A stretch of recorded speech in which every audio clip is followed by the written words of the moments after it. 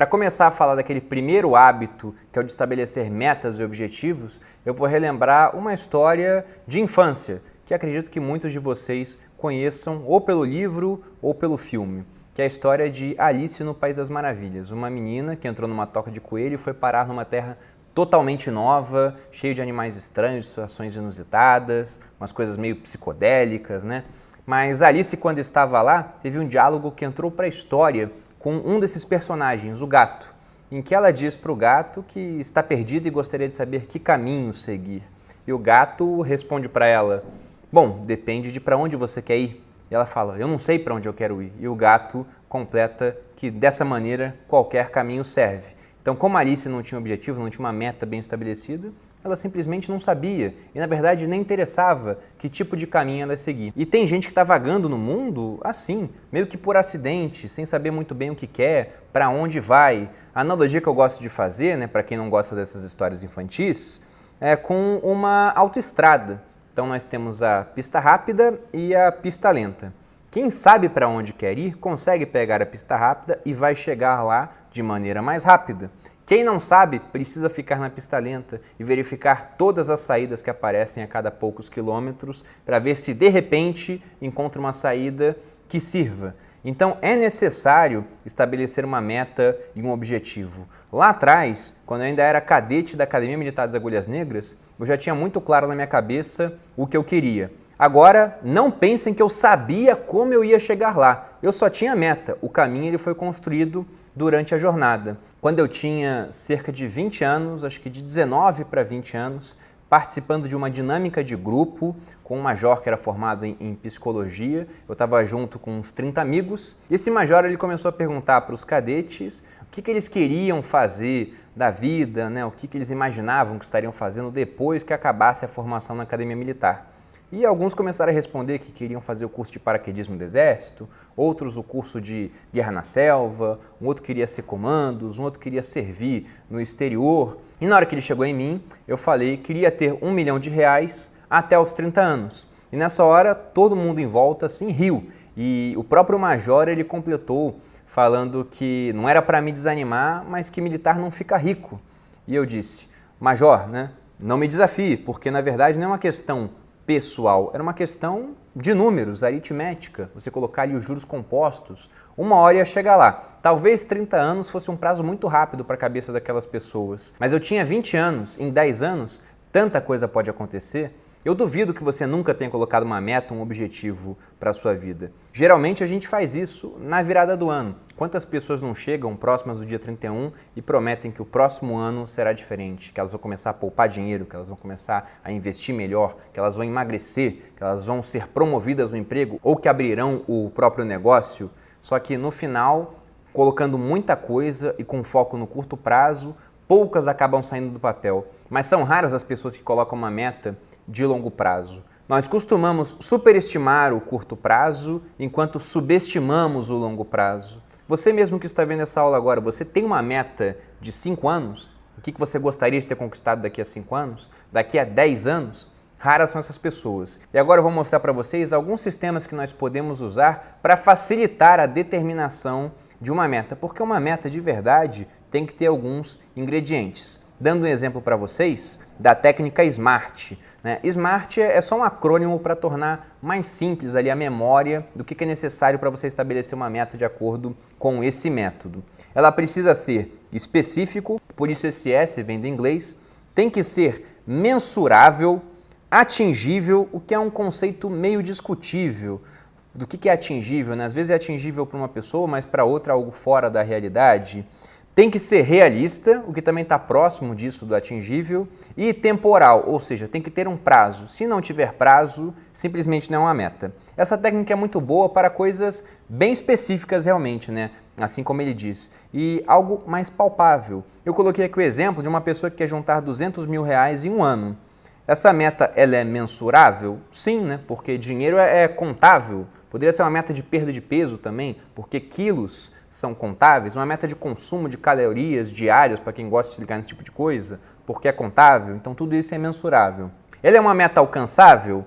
Provavelmente, porque um monte de gente consegue. Então ela é alcançável. É realista? depende da realidade da pessoa, né? Quem ganha um salário mínimo e não pretende empreender ou fazer alguma coisa realmente nova, não vai conseguir juntar 200 mil reais em um ano, pelo simples fato de que nem ganha 200 mil reais. Então fica muito mais difícil, ela não seria realista nesse caso.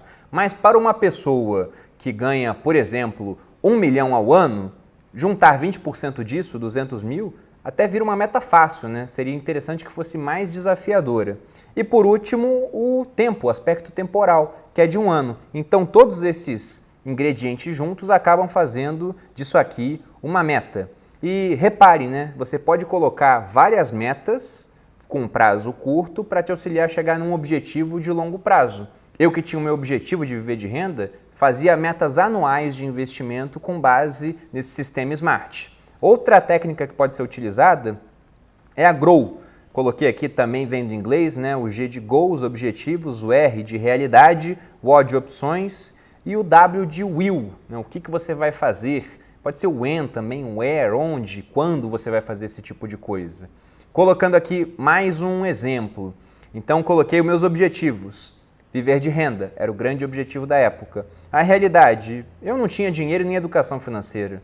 A gente não nasce com esse tipo de conhecimento. Muita gente me elogia hoje em rede social pela didática, fala que eu tenho um dom de transmitir ensinamentos, mas quando era pequeno meu pai nunca virou para mim e falou: meu Deus, esse menino vai ser um baita de um professor de finanças. Nunca falou isso. Isso foi desenvolvido ao longo do tempo. A nossa realidade é sempre sem recursos. O estado natural do ser humano é a miséria, ele nasce pelado sem nada, né? Então a gente tem que construir todo o restante das coisas. O O são as opções. Na época, eu não tinha dinheiro, eu não tinha educação financeira, então sabia que eu teria que estudar, arrumar uma renda extra, investir cada vez mais. E o W, o que eu iria fazer, né? O will, estudar para depois empreender e investir. E foi realmente o que eu fiz. Eu gosto do GROW para que você use com objetivos realmente, alguma coisa maior. E dentro disso você coloca uma série de metas menores, que podem ser mensais, semestrais, anuais, para que você possa ir acompanhando essa evolução. Com esses ingredientes aqui dentro do seu GROW, você também definiu uma meta, um objetivo maior. E tão importante quanto definir o que você quer como objetivo e as metas que te ajudarão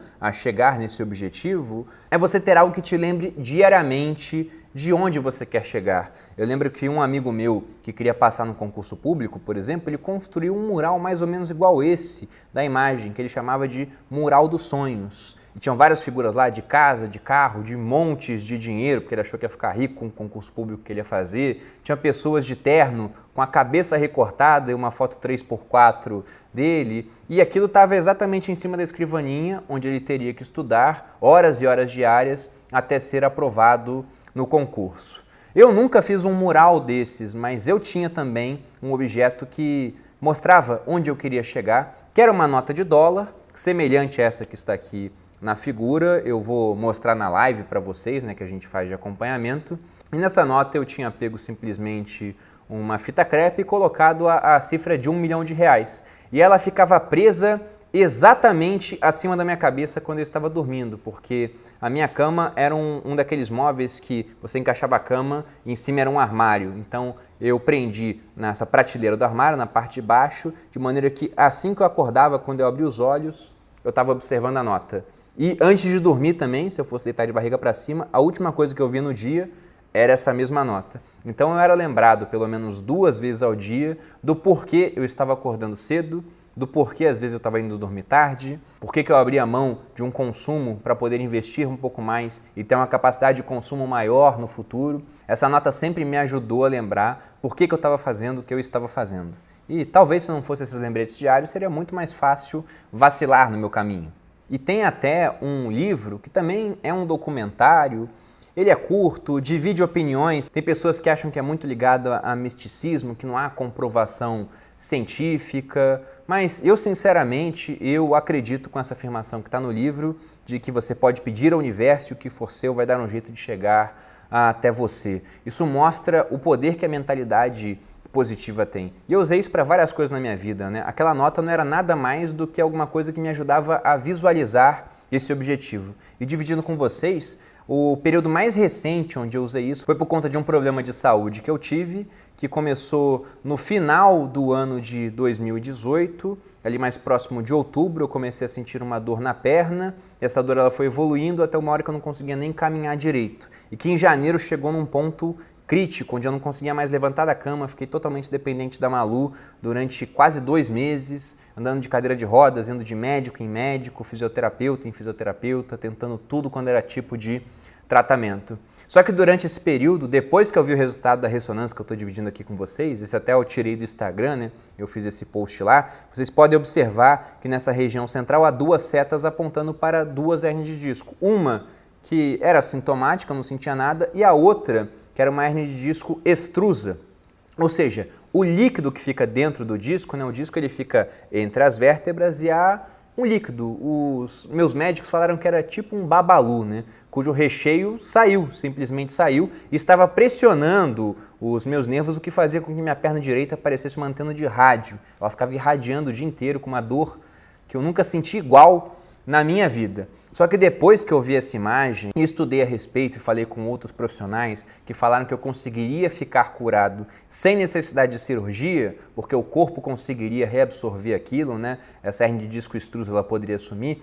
Todo dia. Eu imaginava que havia, pode parecer absurdo, como se tivessem uma espécie de peixe, né, os meus anticorpos, que iam lá e faziam essa hérnia de disco ficar cada vez menor. Iam tirando pedacinho por pedacinho da hérnia de disco para que eu pudesse não sentir mais aquela dor, pudesse voltar a caminhar normalmente. E passados 10 meses, eu fiz um outro exame e ela já estava muito menor. E eu não fiz nada invasivo, não fiz cirurgia, não fiz infiltração. Foram todos tratamentos caracterizados como conservadores e que, na opinião de vários dos médicos que eu fui, não iriam me auxiliar muito, porque o meu caso naquela época era cirúrgico, ou ficaria sentindo dor durante um longo período de tempo. Só que esse é o resultado da ressonância. Muito antes disso, eu já estava andando, já estava voltando a fazer as minhas atividades normais. E com certeza, essa mentalização positiva, ela ajudou.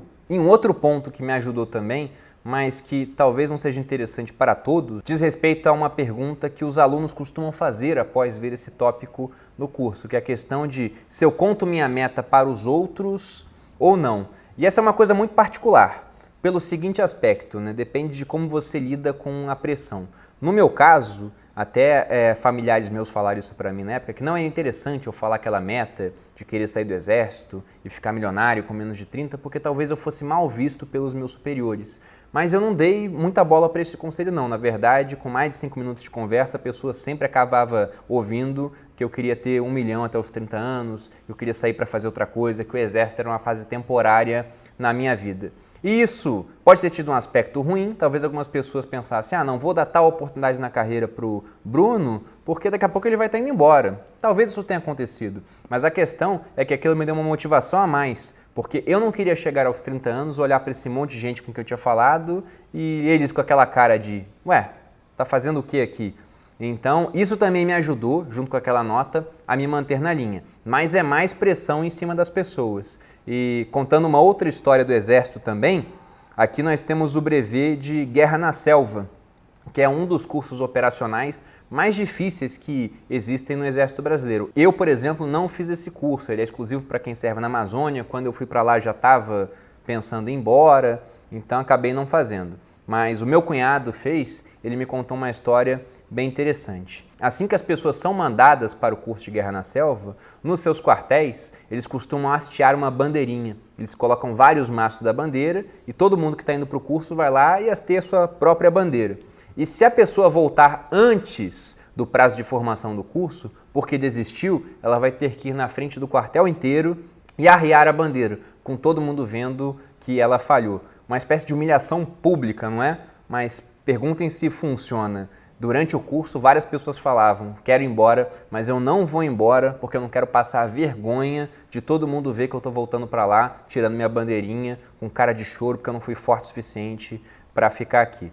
Então fica essa ressalva de que a pressão a mais, só que utilizando aquele velho clichê da diferença entre o grafite e o diamante, nada mais é do que ser submetido a altas temperaturas e grandes pressões. Aí cada um faz o que acha melhor.